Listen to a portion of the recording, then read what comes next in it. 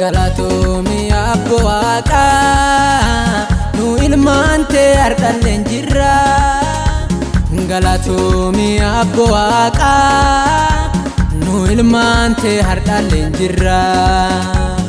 Galatoomi abbo waaqa nu ilmaan tee ardalleen jirra. Galatoomi abbo waaqa nu ilmaan tee ardalleen jirra.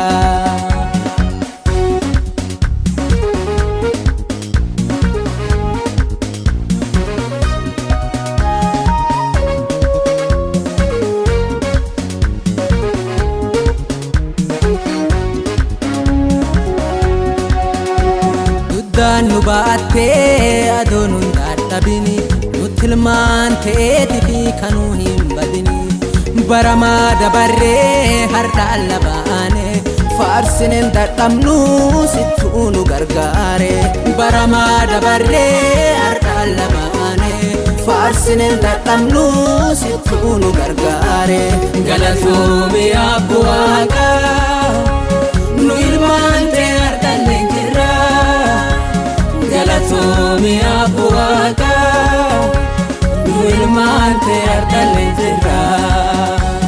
Galatoomi abbo waaqa nu ilmaan tee ardalleen jirra. Galatoomi abbo waaqa nu ilmaan tee ardalleen jirra.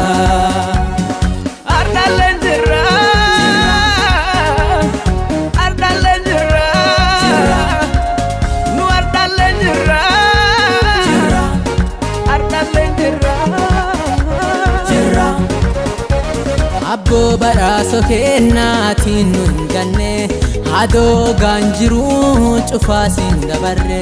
Kunoo jiraanne jirra araara kan keeti ardalleen doone galataa kan keeti. Kunoo jiraanne jirra araara kan keeti ardalleen doone galataa kan keeti. Galatoomi abbo waaqa nu ilmaan tee ardalleen jirra. Galatoomi abbo waaqa nu ilmaan tee ardalleen jirra. Galatoomi abbo waaqa nu ilmaan tee ardalleen jirra. Galatoomi abbo waaqa nu ilmaan tee ardalleen jirra.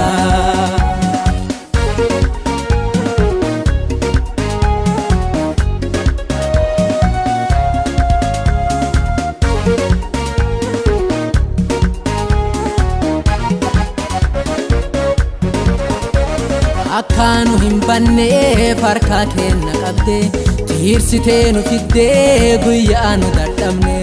Akki diinni jedhee cufaa karaa tafe amma galatu malee womaa nuuf hin hafne. Akki nyaaphi jedhee cufaa karaa tafe womaa nuuf hin hafne amma galatu malee. Akki nyaaphi jedhee cufaa karaa tafe womaa nuuf hin hafne amma galatu malee.